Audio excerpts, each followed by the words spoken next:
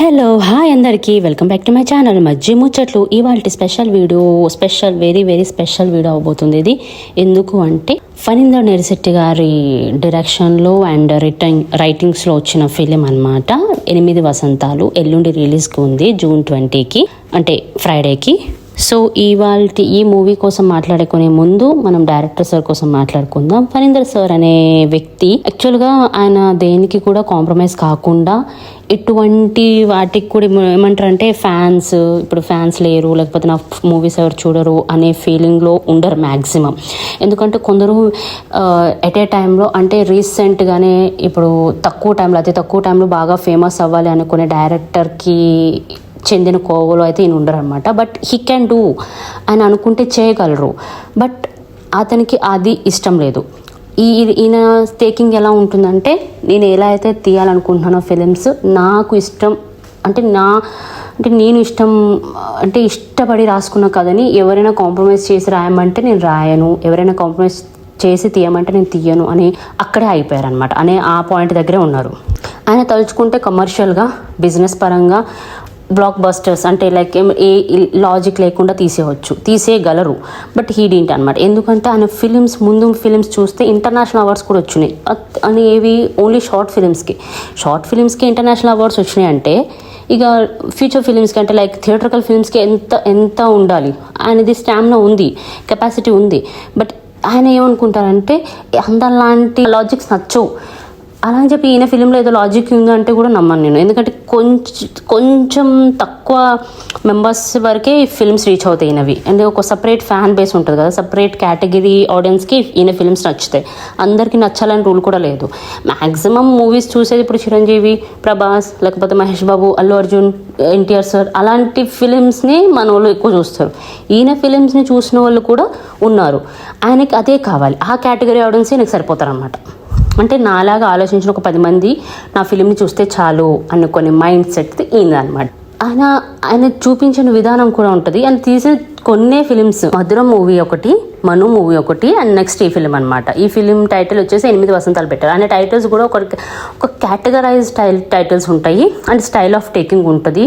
And అప్పట్లో Mani Ratnam films లేకపోతే వంశీ గారి ఫిలిమ్స్లో హీరోయిన్స్ని చూపిస్తారు చూడండి, వంశీ గారి సినిమాలు.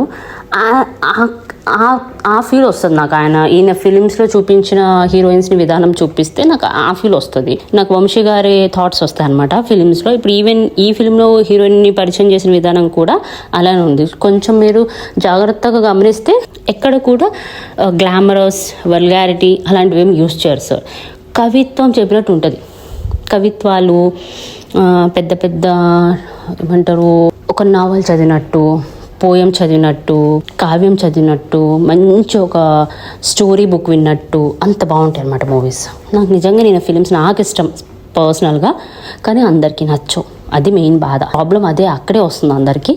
కానీ ఈ కేటగిరీ ఫ్యాన్స్ దొరకడం కూడా చాలా కష్టము. ఎవరైనా ఫైట్ చేసే సినిమాలకి ఫ్యాన్స్ అయిపోతారు, సాంగ్స్ ఉన్న సినిమాలకి ఫ్యాన్స్ అయిపోతారు.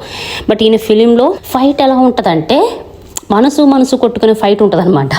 మనుషులు కొట్టుకొని రక్తాలు వచ్చే ఫైట్స్ ఉండవు. ఇంకో మనసుతో ఫైట్ చేస్తే ఎలా ఉంటుంది, ఎంత స్వీట్ ఉంటుంది అనేది ఒక నేచర్ ఫీలింగ్ అనమాట. ఆ ఫీలింగ్ కలుగుతుంది ఈయన ఫిలిమ్స్ చూస్తే. పర్ఫార్మెన్స్ ఓరియంటెడ్ ఉంటుంది. ఈవెన్ ఏ క్యారెక్టర్ ఇచ్చినా, ఎవరు ఏం చేసినా తన డైరెక్షన్ స్కిల్తో ఆ సీన్ని, సిచ్యువేషన్ని మార్చేస్తారు. ఆ డైరెక్టర్కి, హీరోకి, హీరోయిన్కి ఆ కెమిస్ట్రీ లెవెల్స్, డైరెక్టర్కి మళ్ళీ హీరోకి ఉన్న కెమిస్ట్రీ లెవెల్స్, హీరోయిన్కి డైరెక్టర్కి ఉన్న కెమిస్ట్రీ లెవెల్స్, అండ్ ప్రొడక్షన్స్కి డైరెక్షన్స్కి ఉన్న కెమిస్ట్రీ లెవెల్స్ అన్నీ మ్యాచ్ చేస్తారు. అంత స్టామినా, అంత capacity, he knows that ideology అనమాట. 2005లో తన మూవీస్లోకి రావాలనుకున్నారు, వచ్చారు, తీశారు, హిట్ కొట్టారు. ఈవెన్ షార్ట్ ఫిల్మ్ అవని ఆయనకి ఇంటర్నేషనల్ లెవెల్లో 2 అవార్డ్స్ వచ్చాయి. ఆల్రెడీ చెప్పుకునేది, అందరికీ తెలిసిన విషయం అదే. ఆయన ఏమైనా చేయాలనుకుంటే ఈజీ, అంటే అది ఏ వేలో వెళ్తే ఈజీ అవుతుంది నాకు అనేది ఆయన గ్రాస్ప్ చేశారనమాట. అది పట్టుకున్నారు, అదే విధంగా వెళ్ళారు. ఈయనకి అసలు సినిమాలోకి రావాలనే థాట్ పెద్ద సినిమాలు చూస్తేనే వచ్చిందంట. లైక్ ఛత్రపతి, గజని. ఆ టైంలో నేను అనుకున్నారు మైండ్లో, నేను మూవీస్లోకి వెళ్ళాలి, మూవీస్ చేయాలి, ఇలాంటి ఫీచర్ ఫిలిమ్స్ చేయాలి, ఈ కేటగరైజ్లోనే చేయాలి అని చెప్పి ఆయన ఫిక్స్ అయ్యారు. అండ్ హీఈస్ కంటిన్యూయింగ్ దాట్ అనమాట. అది చాలా మంచి పాయింట్, ప్రతి ఒక్క డైరెక్టర్కి కావాల్సిన పాయింట్ అది. ఎందుకంటే కొంతమంది పాయింట్స్ మార్చేస్తుంటారు డైరెక్షన్ లెవెల్కి వెళ్ళేటప్పటికి. చాలా పెద్ద డైరెక్టర్స్ మార్చేశారు, అందరూ చెప్పుకోరు. ఈయన దగ్గర ఆ టాలెంట్ ఉందని నాకు గట్టిగా అనిపిస్తుంది. అండ్ ఈవెన్ ఈయన స్పీక్స్ కూడా అంటే ఎప్పుడైనా మాట్లాడినప్పుడు కూడా చాలా సటల్గా, హంబల్గా, హానెస్ట్గా ఉంటాయి. ఏదో పొడిచేద్దాం చెప్పేద్దాం గొప్పలని చెప్పి అలా చెప్పరు. చెప్పేటప్పుడు కూడా చెప్పేస్తారనమాట, నా సినిమా అనేది మీరు పోస్టర్స్లో, ట్రైలర్స్లో, టీజర్ కట్స్లో అంటే ఫేస్ ఎక్స్ప్రెషన్స్తో మీరు తెలిసేసుకోవాలి. అంతకంటే నేను చెప్పితే తెలుసుకోవాల్సినంత పాయింట్ అంత అంత అంత పెద్ద పాయింట్ ఏమి ఉండదు. అంటే లైక్ నేను చెప్పే కథ నా పోస్టర్స్ నుంచి, నా టీజర్స్ నుంచి తెలుసుకుంటే చాలు. ఇంకా నేను స్పెషల్గా వచ్చి చూడండి సినిమా అని చెప్పి అంత ఉండకూడదు. నా సినిమాకి అలా ఉండకూడదు, ఆ స్టేజ్లో నేను ఉండకూడదు అనే పద్ధతి మెయింటైన్ చేస్తారనమాట. ఈ సినిమాకి ప్రొడక్షన్స్ వచ్చేసి మైత్రి మూవీ మేకర్స్. చూడండి మీరు మైత్రి మూవీ మేకర్స్ అనగానే వాళ్ళ టేస్ట్ ఏంటో చూడండి. ఈ ఫిలిం సైన్ చేసింది 2023లో and will be releasing 2025 June అనమాట. అంటే లైక్ 1.5 year, 2023 మొత్తం 2024 మొత్తం 2.5 years అనమాట. ఆ 2.5 years ఈయనతో ట్రావెల్ చేశారు మైత్రి మూవీ మేకర్స్. ఈవెన్ వాళ్ళు ఏం చెప్తున్నారంటే, నాకు ఈ డైరెక్టర్తో ఫిల్మ్ చేయాలని చెప్పి మేము ఎంతో ఇష్టంతో వెళ్ళాం ఆయన దగ్గరికి, మీతో మూవీ చేయాలి మాకు అని చెప్పి. చూడండి ఇక్కడ ఆయన వెళ్ళి అడగలేదు, ఆయన వెళ్ళి అడిగినట్టు చెప్తున్నారు. బట్ అది ఆయన సంస్కారం అనుకోండి. బట్ ఈయనతో ఫిలిం చేయాలని అంత పెద్ద ప్రొడ్యూసర్స్ ఉన్నారంటే ఈయన స్టామినా, ఈయన కెపాసిటీ చూడండి ఎలాంటి ఫిల్మ్స్ చేయగలరు ఆయన అనేసి. And Mythri movie makers is not a అంటే అలాని తలుచుకుంటే వాళ్ళు పెద్ద కమర్షియల్ సినిమా చేయొచ్చు, బిజినెస్ సినిమా చేయొచ్చు, పెద్ద నెంబర్ సినిమా చేయొచ్చు. బట్ ఇలాంటి వాళ్ళకి కూడా ఛాన్స్ ఇవ్వాలి, వీళ్ళతో కూడా మూవీ చేయాలి, వీళ్ళ పాయింట్స్ కూడా జనాలకు తీసుకెళ్ళాలి అనే థాట్ ఉంటుంది కదా, అదే అనమాట. బట్ ఈయన ఫిలిమ్స్ మీరు చూస్తే ఇప్పుడు ఎంచుకున్న హీరోయిన్కి మనం ఇచ్చేసేయాలి 100 marks అని. ఆయన ఎంచుకున్న హీరోయిన్ కూడా చూడండి 17 yearsలో తనని ఫిలిం స్టార్గా చేయాలని స్టార్ట్ చేశారు. ఇప్పుడు 19 years ఆ పిల్లకి, అదే ఆ హీరోయిన్కి, సారీ. ఆ హీరోయిన్ చూసారా అసలు ఎంత స్టబాన్ ఉన్నారు యాక్ట్ చేసేటప్పుడు. అసలు పర్ఫార్మెన్స్ రియల్గా ఉంది అసలు ఆమె చేస్తున్నప్పుడు. మన పెద్ద పెద్ద హీరోలు కూడా అంత నిక్కచ్చిగా చేయలేరేమో అన్నట్టు కొట్టిపడేసింది వాళ్ళని. ఈవెన్ ఆమె ఈ ఫిలింకి 1 single rupee కూడా తీసుకోలేదు అన్నట్టు చెప్తున్నారు. బట్ అది ఎంతవరకు నిజమో మాకు తెలియదు. అఫ్కోర్స్ ఇవ్వచ్చు, మైత్రి మూవీ మేకర్స్ పే చేయకుండా ఉండదు. తీసుకోకపోయినా పర్వాలేదు సార్, నాకు ఈ ఫిలింకి రెమ్యునరేషన్ లేకపోయినా పర్వాలేదు సార్, అది ఎంతవరకు ట్రూ నాకు కూడా తెలియదు. బట్ మనమైతే ఇవ్వాలి ఆమెకి. ఆమె అంత బాగా చేశారు మూవీ. చూడండి మీరు కావాలంటే ఎమోషనల్ సీన్స్లో అప్ టు ది మార్క్ ఉంది. ఇలాంటి సినిమాల్లో ఫైట్స్ లేకుండా ఎట్లుంటుంది అని చెప్పేసి ఈమెతోనే ఫైట్స్ పెట్టారు. సూపర్ ఉన్నాయి ఆ ఫైట్స్. అంటే అది కథకి అవసరం కాబట్టి, కథ గురించి నేను ఎప్పుడు చెప్పాను. ఎందుకంటే ఇలాంటి ఫిలిమ్స్కి కథ అనేదే ప్రాణం అనమాట. మనం కథ మాట్లాడేసుకున్నాం అనుకోండి, మనకి చూడాల్సిన నా ఎక్స్పెక్టేషన్స్ పోతుంది అనమాట, ఏముందిలే అన్నట్టు. కానీ కథ ఉంటుంది. ఒక ప్రేక్షకుడుగా మీరు థియేటర్కి వెళ్తే బయటికి ప్రేమికుడుగా వస్తారని చెప్పేసి. ప్రేమికుడు అంటే one type of Prema, one type of love feeling మన హార్ట్లో వస్తుంది అనేసి. అంటే అందరు లవ్ చేస్తారని కాదు, మనసు కదిలిస్తుంది అనమాట మూవీని. అంటే మనస్సు మనకు ఉంది అని మనం అర్థం చేసుకునేలాగా మనకు ఫీలింగ్ వస్తుంది అని అర్థం అనమాట దానికి. మన మనసు కూడా ఇంతే కదా అనేసి మనం ఫీల్ అయ్యేలాగా ఉండొచ్చు, అది నేను అనుకుంటున్నాను.